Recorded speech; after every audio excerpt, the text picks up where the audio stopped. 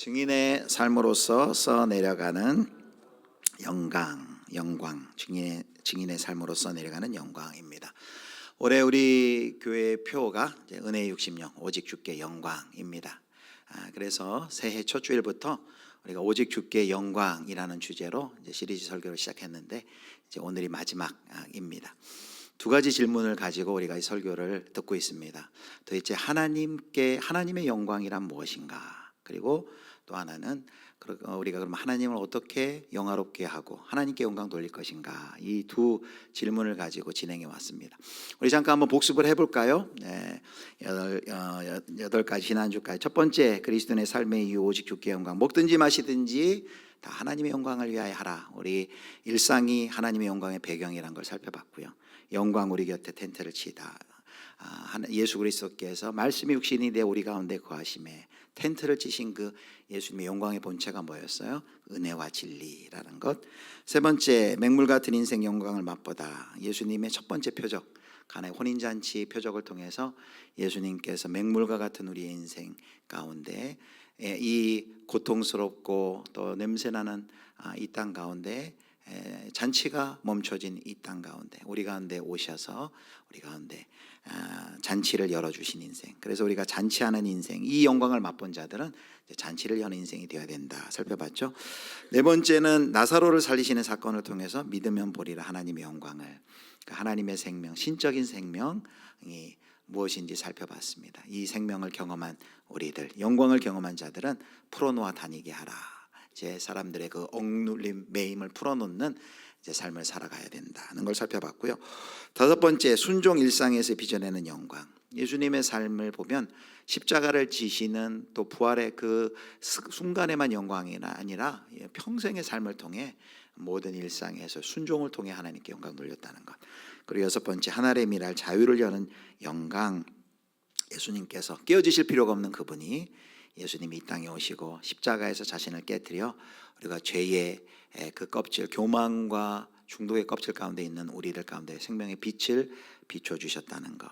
일곱 번째, 약함 영광이 장막을 치는 자리, 가시에 대해 살펴봤죠.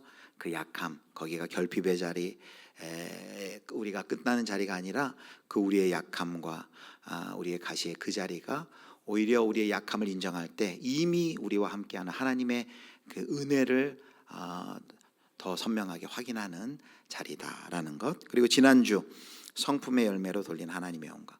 뭔 업적과 성취를 해야만 영광이 아니라 하나님이 우리를 향한 기대, 죄로 인해 병들게 깨어진 우리의 인간의 모습이 하나님의 형상으로 회복되는 그것이 곧 예수님의 성품인데, 우리가 예수 그리스도와 연합하여 성품의 열매를 맺힐 때 그 자체로 하나님께 큰 영광이 된다는 것을 살펴보았습니다. 여러분 다 기억하시죠? 예, 표정을 보니까 다 내가 저걸 들었나 하고 그런 표정 짓는 분은 아무도 없습니다. 다 아실 것 같아요. 그리고 이제 오늘 마지막 질문인데요. 마지막인데요. 이 질문들에 대한 이제 답을 영광이 뭐고 또 영광을 어떻게 돌리는가에 대한 질문들을 이제 8번의 설교를 통해 찾아왔는데 한 가지 더 질문을 해야 됩니다. 그렇다면 우리가 이렇게 하나님께서 우리에게 보여주시는 영광을 경험했는데 또 영광을 보았는데 이미 우리가 그 영광을 보았거든요. 일상에서 경험하고 있거든요. 그런데 왜 그 놀라운 하나님의 영광을 본 우리들을 이 땅에 남겨놓으셨을까? 그냥 영광을 봤으면 그냥 바로 그냥 천국으로 우리 데려가시면 되지, 왜 이렇게 죄와 고난과 결핍이 가득한 이 땅에 우리를 남겨놓으셨을까라는 이 질문입니다. 그 답을 오늘 본문은 성경에서 증인이라는 그 단어로 요약해 주고 있습니다. 우리가 이 땅에 여전히 남겨져 있는, 예수 믿었잖아요, 천국 갈 수 있잖아요, 하나님의 영광을 봤잖아요. 그럼에도 불구하고 이 땅에 여전히 이미 시작된 하나님의 나라와 아직 완성되지 않은 그 이미와 아직의 긴장기 속에 우리를 놓아두신 여전히 이유가 뭡니까? 바로 증인의 삶, 하나님 나라의 증인의 삶을 살라고입니다. 그래서 오늘 설교를 통해 도대체 하나님 나라의 증인으로 산다는 것은 무엇인지, 증인은 누구고 증인의 삶은 무엇인지를 우리가 살펴보도록 하겠습니다.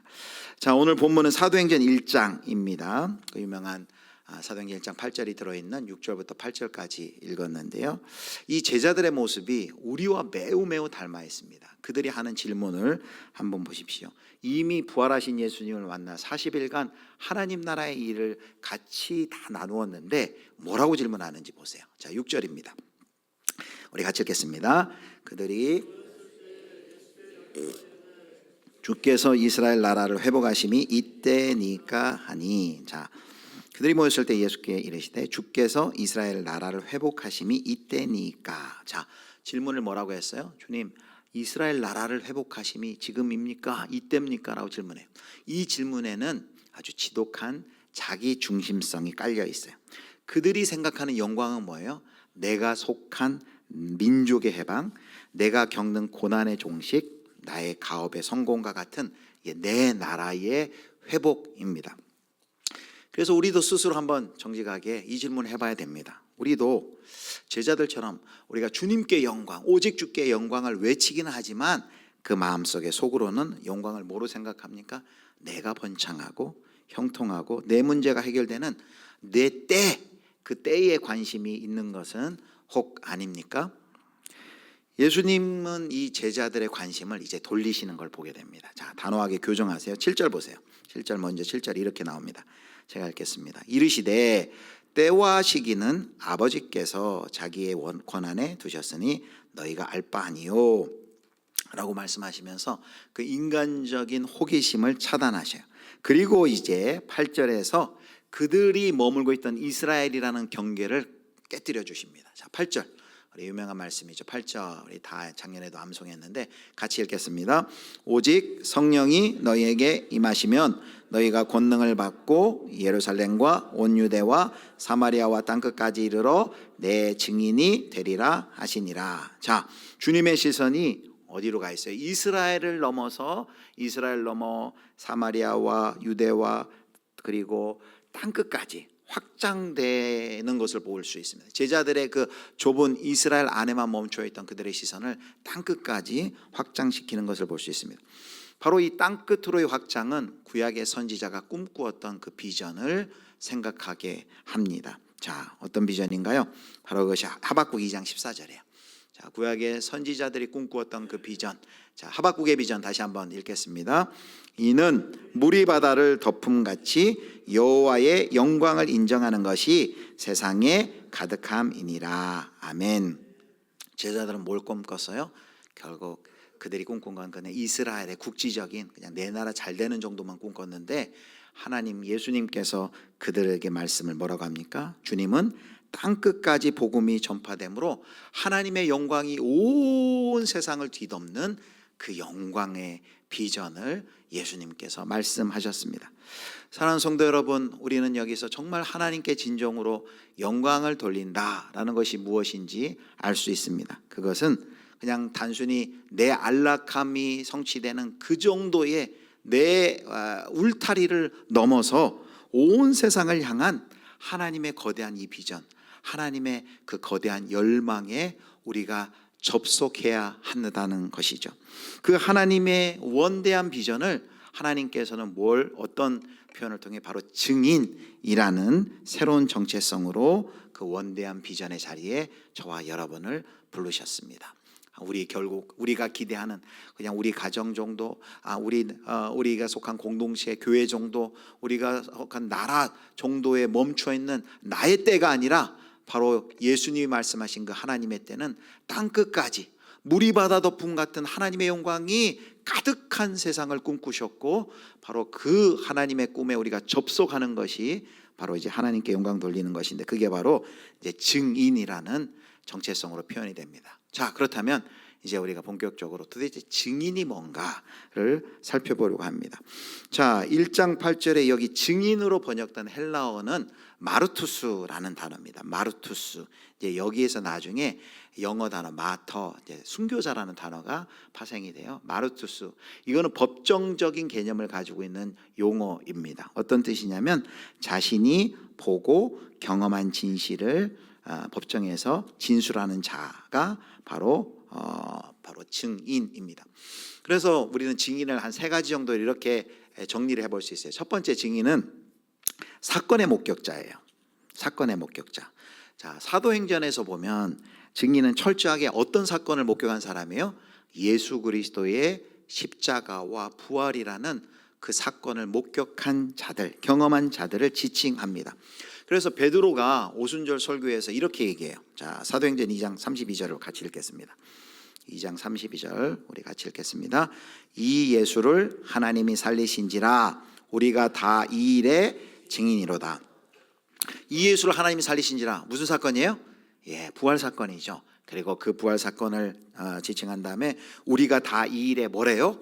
증인이래요. 이 부활 사건에 대한 증인이다. 부활 사건을 경험하고 목도한 사람들이 바로 증인이 되는 것이죠. 그래서 그들이 전한 증언의 핵심이 뭐예요? 단순히 도덕적 훈계, 잘 살아야 돼, 착하게 살아야 돼, 그걸 이 사람들이 증언한 게 아니에요. 십자가에서 죽으신 예수가 다시 살아나셨으며 그분이 온 세상의 우주의 주인, 왕이십니다 라는 것을 선포했죠. 바로 하나님의 통치를 시작했다. 십자가와 부활, 그리고 하나님 예수 그리스도가 온 우주의 주요 왕이심을 바로 선포하고 바로 나타내 보이는 사람들이 증인이다라는 것이죠. 그래서 사도행전에 나오는 1장에부터 시작해서 사도행전 28장까지의 그 많은 사건들은 결국 뭘 보여줍니까? 바로 그 증언의 현장은 바로 예수님이 바로 부활의 왕이시요 온 세상의 통치자시다라는 것을 설명하는 자리였죠. 자, 첫 번째 증인은 뭐예요? 십자가 부활을 목격한 자라는 거예요. 두 번째, 이 증인은 주권적 약속의 결과이다. 주권적 약속의 결과이다. 자, 1장 8절을 다시 한번 보면 우리가 이제 1장 8절 암송도 하지만 이렇게 외우는 분들이 있어요. 오직 성령이 너희에게 마시면 너희가 권능을 받고 예루살렘과 온 유대와 사마리아 땅 끝까지 이르러 내 증인이 되어라로예요, 되리라예요? 예, 되어라가 아니고 되리라로 되어 있어요. 되어라는 명령형이에요. 되리라는 명령이 아니에요. 되리라는 뭘 얘기합니까?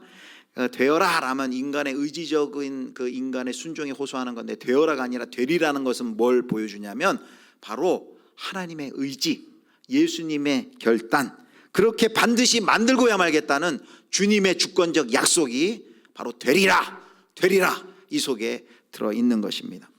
그래서 오순절 마가 다락방의 제자들이 그랬대. 성령의 권능이 임할 때 제자들이 증인이 될 수밖에 없는 거예요. 권능이 임하면 증인이 되리라. 그렇게 예수님께서 그렇게 만들고야 만다는 예수님의 그 선언, 주권적 약속의 결과이죠. 증인은 내가 되고 싶다 되는 게 아니에요. 바로 증인은 그렇게 만들겠다라고 만드는 말씀하시는 예수님의 주권적인 약속의 결과라는 것이죠.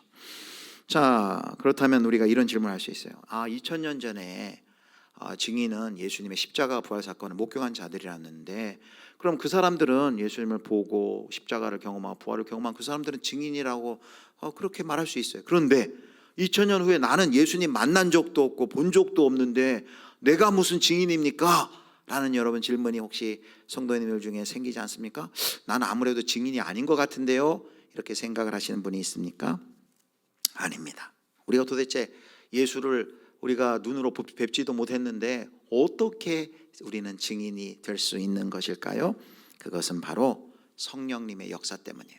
성령님이 하시는 일이 뭐예요? 2000년 전에 있었던 역사 가운데 있었던 그 예수님의 십자가와 부활이라는 사건을 성령님께서 오늘의 현실로 그분이 가지고 오십니다. 그리고 오늘 생명의 말씀, 우리 안에 오신 성령께서 기록된 생명의 말씀을 통해 그 복음의 효력을 오늘 각자에게 적용하시고 경험할 수 있도록 성령께서 역사하시기 때문이죠. 그래서 우리가 예수 그리스도를 주로 예수 그리스도의 십자가를 믿어요, 예수 그리스도의 부활을 믿어요, 예수 그리스도가 주라는 것을 믿어요. 누구의 역사요? 성령님의 역사로 말미암아 우리가 그렇게 변화됩니다. 그 순간 우리는 내가 1장 8절의 약속처럼 되리라 라고 말씀하신 그 예수님의 약속처럼 우리 안에 성령의 일한 역사로 말미암아 이제 우리도 예수님의 십자가 부활을 믿고 예수님을 주로 믿고 우리도 이제 무엇이 되는 거예요? 이제 우리도 증인, 그 성령의 사로잡힘에 붙잡힌 우리도 증인이 되는 것입니다. 저와 여러분 예수 그리스도의 증인, 하나님 나라의 증인인 줄 믿으십니까? 우리도 증인이요. 나 안 봤는데 못 봤는데 여러분 안 보고 못 보고선 이 자리에서 예배할 수가 없어요. 우리도 성령님을 통해 십자가를 믿고 부활을 믿고 예수가 왕이심을 믿는 성령의 생명의 역사를 경험한 우리도 증인이다라는 것이에요. 그렇다면 세 번째, 이제 마지막으로 증인은 자, 세 번째 같이 읽겠습니다. 증인은 진리를 삶으로 번역하는 자이다. 자, 우리가 증인의 의미를 예수님의 십자가와 부활을 목격한 자다라고 했는데 이제 거기서 한 걸음 더 들어가야 돼요. 한 걸음 더 들어가요. 증인은 단순히 입술로 예수님이 십자가 나를 위해 십자가를 지셨죠, 예수님이 3일 만에 부활하셨죠 라는 걸 입술로 고백하는 것으로 거기서 그치는 자가 아닙니다.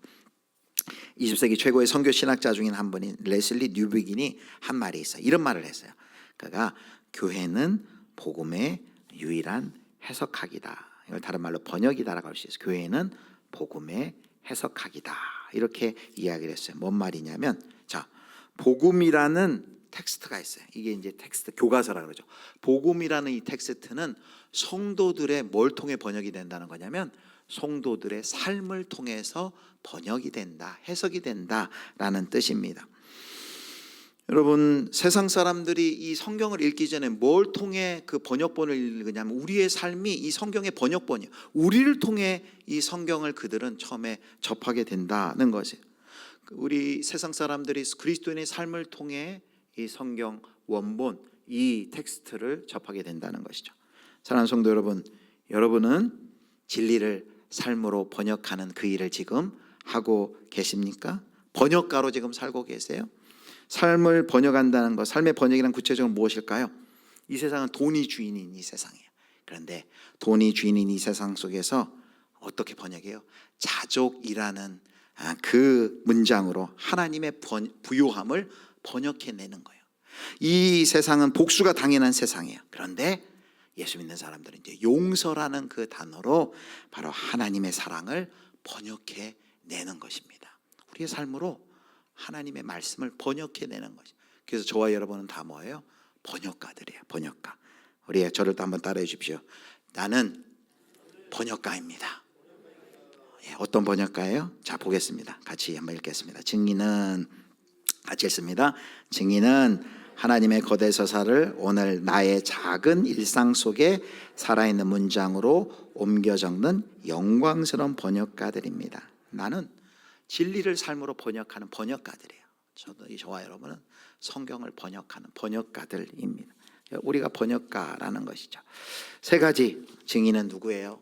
예수 그리스도의 십자가 부활을 목격한 자라고 했습니다. 그 증인이 되는 것은 되리라. 내가 증인이 되어라가 아니라 되리라. 하나님의 주권적 약속의 결과예요.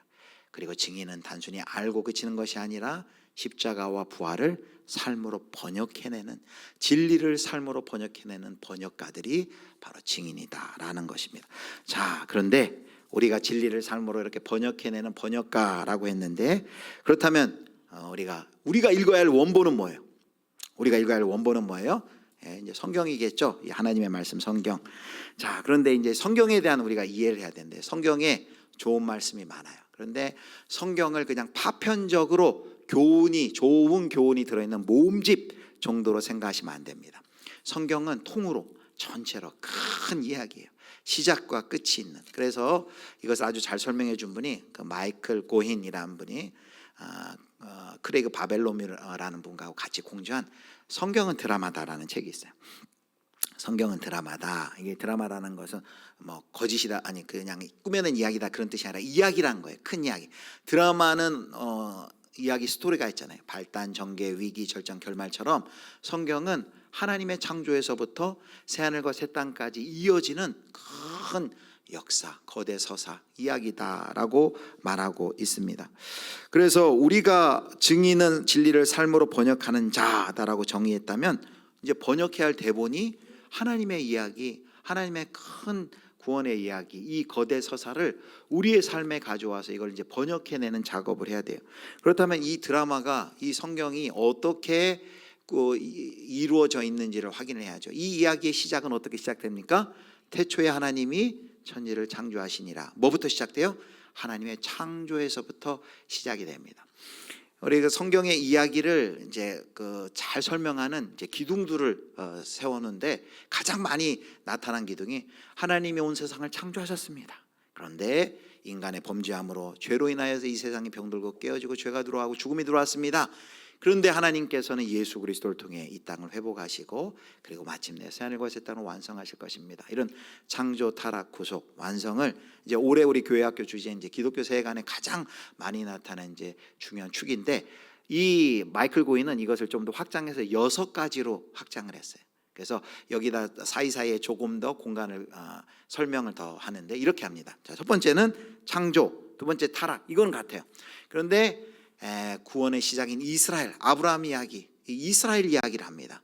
그리고 구속의 성취의 절정인 예수 그리스도의 사건을 이야기합니다. 그리고 이제 오막을 어떻게 얘기하면 바로 이 시대가 교회의 시대예요. 그 교회의 시대, 바로 증인으로 부름받은 우리가 그 복음을 육막, 마지막 새하늘과 새 땅이 오기 전까지, 육막이 오기 전까지 우리는 몇 막의 시대에 살고 있어요?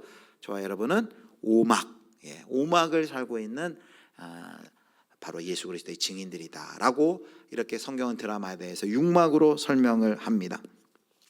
자, 이 창조부터 타락, 이스라엘 교회, 그리고 이스라엘 예수 그리스도 교회, 새하늘과 새 땅이라는 이 성경에, 그래서 학자마다 이것을 정의하는 게 어떤 사람은 6개, 어떤 사람은 5개, 4개인데 하여튼 이 줄거리의 핵심은 뭘까요? 줄거리 핵심, 주제는 뭐라고 할까요? 주제를 여러 가지로 잡을 수 있지만 예전엔 이렇게도 얘기해요. 하나님의 사랑입니다. 예, 그것도 맞습니다. 또 하나님의 구원의 역사. 그래서 예전에는 이렇게 얘기했어요. 성경은 하나님의 사랑의 이야기, 구원의 역사. 요즘에 많은 신학자들이 하는 표현이 뭐냐면 하나님의 선교의 이야기다라고 말합니다. 하나님은 선교의 하나님이고, 하나님은 선교사시고, 예수 그리스도를 선교사로 이 땅에 보내셨고, 선교가 이제는 이 땅의 교회들이 해야 할 여러 가지 사역 중에, 목록 중에 하나의 리스트 중 하나가 아니라, 하나님은 선교의 하나님이고 하나님의 백성은 선교하는 백성, 하나님의 백성이다라는 걸 요즘 강조해요. 그래서 바로 이 하나님의 거대한 구원의 이야기의 핵심은 뭐예요? 주제는 하나님의 선교예요. 하나님의 선교의 핵심은 뭐예요? 하나님이 타락한 이 세상을, 피조 세계를 보라, 내가 만물을 새롭게 하리라 라는 요한계시록 21장 5절의 말씀과 같이 창조 세계의 회복, 피조 세계를 회복하시는 것이 하나님의 거대한 비전인 것이죠. 그래서 우리 교회의 표, 예수 비전으로 복 있는 교회가 바로 이 하나님의 거대한 비전, 하나님의 열망을 이 표로 표현한 것입니다. 예수 비전으로 복 있는다. 하나님과 세상을 잇고, 교회와 사회를 잇고, 일상과 천국 하나님의 나라를 잇고, 다음 세대의 믿음을 잇는 가교 역할을 한다는 것은 하나님의 선교에, 우리 하나님의 이 이야기에 내가 그 배우로, 주연 배우로 거기에 동참해서 오막에서 그 교회 시대의 증인으로서 나의 배역을 감당해 나간다라는 것입니다. 그 하나님의 드라마 속에 저와 여러분은 뭐예요? 상관없는 자들이 다 주역이에요. 여러분들이 다 주연 배우들이에요.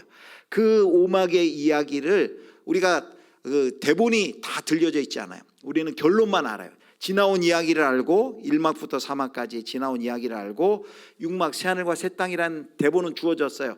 그런데 이제 나의 삶 속에서 내가 그 앞의 이야기와 뒤의 이야기와 연결된 이야기를 살아야 할 책임이 우리에게, 그 역할이 주어진 것이죠. 그래서 저와 여러분은 이 하나님의 거대한 드라마, 이 하나님의 이야기에 초대되어서 그 드라마 속에서 우리가 수행해야 할 배역이 있다는 것, 우리가 기억하시기를 축복합니다.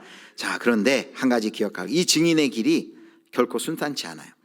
왜냐하면 이 증인으로, 오막, 이 교회 시대의 이 증인으로 살려면은 이제 세상의 가치관과 충돌하게 돼요. 세상은 계속해서 아까 얘기한 것처럼 세상의 대본을 계속해서 던져요. 너 이 대본 따라 살아야 해 라고. 돈을 우상 삼고, 권세, 명예를 우상 삼고, 복수해, 이런 것을 대본을 계속 던져요.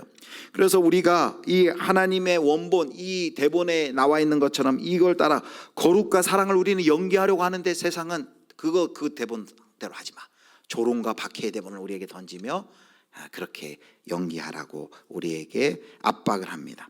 그러나 여러분 기억하십시오. 아까 마르투스, 증인이라고 했는데 여기서 뭐가 나왔다고요? 마터가 나왔어요. 여기서 바로 순교자라는 단어가 파생되었어요. 뭘 얘기합니까? 증인에게는 반드시 고난이 있을 수밖에 없어요. 그런데 증인이 경험하는 그 고난은 뭘 보여줍니까? 실패, 고난. 증인이 그리스도와 하나님의 나라를 증언하다가 경험하는 그 일은, 고난은 실패가 아니라 바로 하나님, 실패의 증거가 아니라 바로 참된 증인으로 그 길을 잘 걸어가고 있음을 보여주는 바로 거룩한 흔적인 것이죠. 자, 8절을 다시 보겠습니다. 자, 8절. 자, 여기 오직 성령이 너희에게 임하시면 하나님의 약속이 있어요. 되리라 라고는 하나님의 그 의지적, 하나님의 언약적 약속이 있지만 또 하나 우리가 여기 복음이 있는데, 그게 뭐냐면 너희가 뭘 받는데요? 권능을 받고 능력을 받는다는 거예요. 디나미스, 여기서 다이너마이트라는 그 단어가 파생인데요. 디나미스, 능력을 받는데요. 자, 여기 능력을 받고, 왜 능력을 받게 할까요? 고난이 많기 때문에, 고난이 있기 때문에. 이렇게 생각할 수 있어요. 아니, 능력을 받으면 고난이 없어져야 되는 거 아닙니까? 아니에요. 이 사도행전에서 말하는 능력은 그런 능력 아니에요. 우리가 생각하는 능력은 뭐예요? 막 더 높아지는 것, 커지는 것, 더 힘이 세어지는 것, 더 영향력이 많아지는 것, 이런 걸 생각하는데, 사도행전 1장 8절에 이제 제자들을 예루살렘과 온 유대와 사마리아 땅 끝까지 이제 보내기 전에 예수님이 능력 주신다고, 성령 임하면 능력 주신다 하니까 이제 막, 와, 이제 드디어 내가 능력 받으면 이제 봐라, 이제 내가 어떠한 고난도 내가, 고난 자체가 이제 없을 것이다 라고 기대를 할지 모르겠습니다. 그런데 예수님의 의도는 그게 아니에요. 여기 능력은 어떤 능력일까요? 성경에 보면, 사도행전 특별히 보면 능력받은 제자들의 모습이 뭐 그래요? 돌 던지면 돌 맞고, 질질 끌고 가면 끌려가고, 감옥에 갇히고. 능력 받았으면 돌 던지면 장풍 하면 막 돌이 돌아가서 던진 사람들 맞박을 맞춰줘야 그게 능력 아니겠어요? 그런데 사도행전은 그런 능력 없어요. 여기 말하는 능력은 뭡니까? 두 가지로 설명할 수 있어요. 이 능력은, 첫 번째는 하나님 나라의 가치를, 어떠한 고난이 있더라도 그 가치를 포기하지 않는 거룩한 저항력, 거룩한 저항력. 이게 능력이에요. 뭐 옆에서 뭐라고 얘기하든 그것을 끝까지 지켜내는 거룩한 저항력, 이 능력을 주시겠다는. 두 번째는 십자가의 길을 중간에 포기하지 않고 끝까지 걷게 하는 바로 인내의 동력입니다. 거룩한 저항력, 인내의 동력. 이게 사도행전 1장 8절의 능력의 본질이에요. 능력의 본질. 그리고 이 능력 받은 사람들, 사도행전 보세요. 어떻습니까? 돌에 맞아도, 순교당해도, 감옥에 갇혀도 뭘 포기하잖아요. 끝까지 하나님 나라의 가치를 포기하지 않고 그 거룩한 저항력으로 끝까지 십자가의 길을 포기하지 않고 끝까지 그 길을 걷는 것 볼 수 있습니다. 증인이 되는 것이죠. 여러분, 이 약속이 바로 저와 여러분에게 주신 약속이에요. 바로 저와 여러분에게도 하나님이 능력을 주심으로 이 증인의 삶을 잘 감당할 수 있도록 내가 그렇게 만들고야 말겠다라고 약속하신 거죠. 그래서 정리해 보면 우리가 증인에게는 세 가지 모습이 보여요. 세 가지 모습이 필요해요. 자, 첫 번째는 전파하는 증인, 말로, 삶으로 증거하는, 전파하는, 직접 전하는, 전파하는 증인이요. 두 번째는 구별된 삶으로 복음의 영광을 뒷받침하는 이제 삶이, 아까 삶으로 번역한다 그랬잖아요. 진리를. 바로 거룩한 증인이요. 세 번째는 이 능력이 필요해요. 어떠한 핍박 가운데서도 주님이 주시는 담대함과 기쁨으로 견뎌내는 능력의 증인. 오히려 그래서 막 돌에 맞고 감옥에서 풀려나는데 툴툴 털면서 오히려 그들이, 제자들이 기뻐하며 돌아갔다라는 그런 표현들이 사도행전에 있는 거 보지 않습니까? 자, 바로 우리의 자아가 십자가에 완전히 못 박히고 성령의 다스림을 받을 때 고난마저도 하나님의 영광을 나타내는 그 능력으로 고난을 능히 잘 감당하면서 그 통로가 되는 것이죠.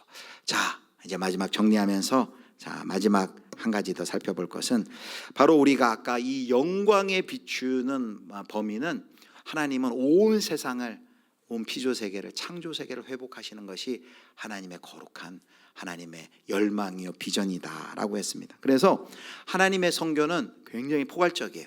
병들고 깨어진 이 세상의 전체를 회복하기 위한, 치유하고 회복하시는 그 하나님의 거대한 열망입니다.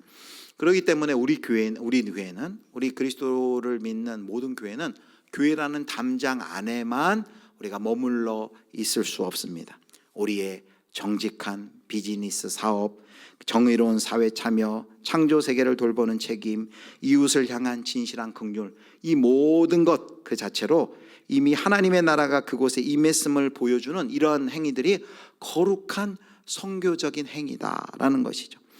그래서 이 증인이 전하는 하나님 나라의 증언, 하나님 나라를 증언해야 되는데 이건 굉장히 포괄적이고 총체적이다라는 것을 우리가 기억을 해야 됩니다. 그런데 그래서 중요한 질문을 하나 이제 던져야 돼요. 우리가 이것을 확인해야 됩니다. 뭐냐면, 그러면 우리가 사업가들이 정직하게 비즈니스를 하고 또 가난한 자들에게 밥을 퍼주고 빵을 나눠주고 구제사역을 하고 또 사회 정의를 위해 목소리를 내는 이유는 단지 우리가 예수 믿게 하기 위한 전도를 위한 미끼입니까?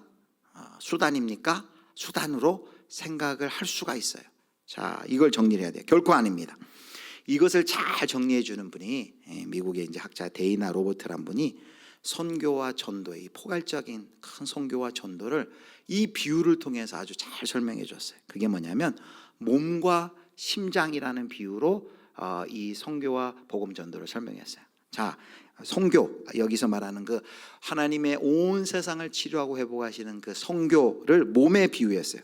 그래서 몸은 뭘 표현합니까? 하나님 나라를 증언하는 포괄적인 여러 사역들을 의미해요. 거기에 보면 우리 선교사님들겠지만 교육 사업도 들어가 있겠죠. 병원을 짓고 아픈 이들을 치료하는 의료 선교, 의료 사역도 포함되겠죠. 피조 세계를 돌보는 환경도 포함되겠죠.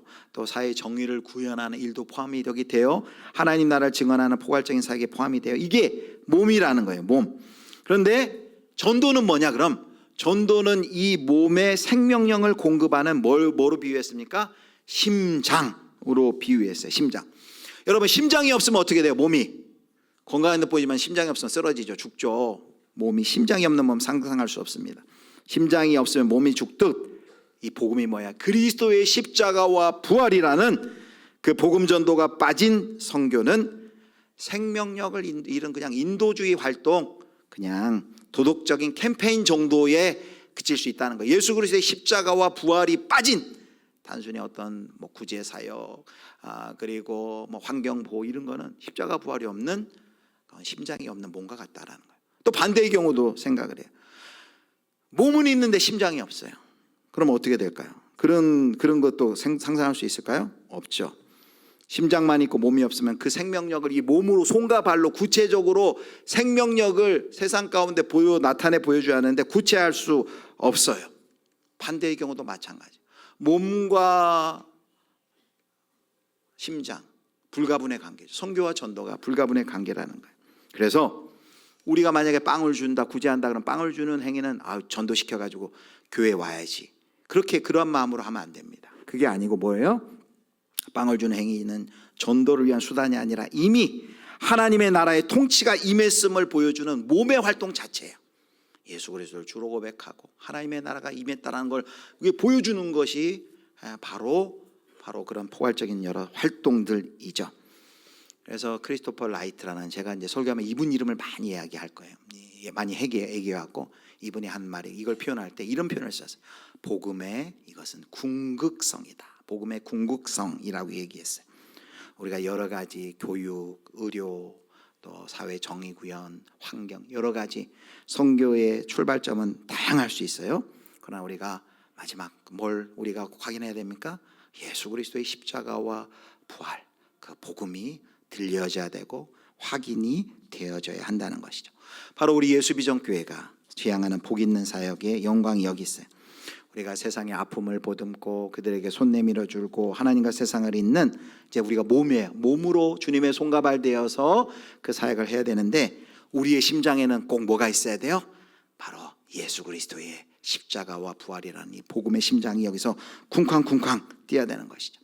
하나님이 당신을 위해 죽으셨고 십자가에 부활하셨습니다. 그분이 바로 우리의 왕이십니다 라는 이 선명한 복음이 바로 우리에서 포괄적 삶이라는 옷을 입고 전해질 때 바로 하나님 나라가 우리의 일상 가운데 깊숙이 침투하고 드러나게 되는 것이죠. 이것이 증인이 돌릴 수 있는 최고의 영광입니다. 이제 우리 지난 또 2달에 진행됐던 오직 주께 영광 시리즈 설교를 이제 막을 내리겠습니다. 자, 오직 주께 영광 설교 들었지만 이제부터가 시작입니다. 이제 여러분이 우리 삶에서, 일상에서, 우리 직장에서, 가정에서 우리가 하나님께 영광 돌리는 일을 이제 계속 해나가야 돼요.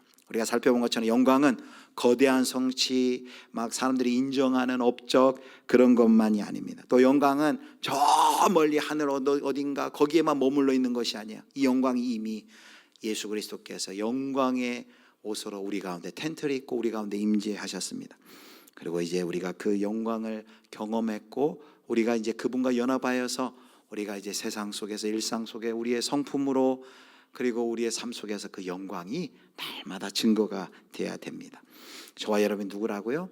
하나님의 이 거대한 드라마를 그 삶 속에서 이 원본을 우리의 삶으로 번역해주는 번역가로서, 증인으로서 오막 교회의 이 시대를 살아가면서 그 하나님 나라를 증언하는 증인이에요.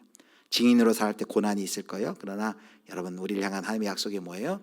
성령의 능력이 너희에게 임할 것이다 라고 했어요. 그 능력은 뭐예요? 하나님의 가치를 끝까지 포기하지 않고 십자가의 길 끝까지 가게 하는 이 거룩한 능력, 그리고 인내할 수 있는 능력을 하나님께서 약속하셨습니다. 저와 여러분이 무리바다를 덮은 같이 바로 우리의 삶과 일상에서 그렇게 살 때 무리바다 덮음 같은 하나님의 영광을 볼 줄 믿습니다. 또 무리바다 덮음 같이 하나님께 온전히 영광 돌리는 저와 여러분, 우리 예수비전교회가 되기를 주님의 이름으로 축원합니다.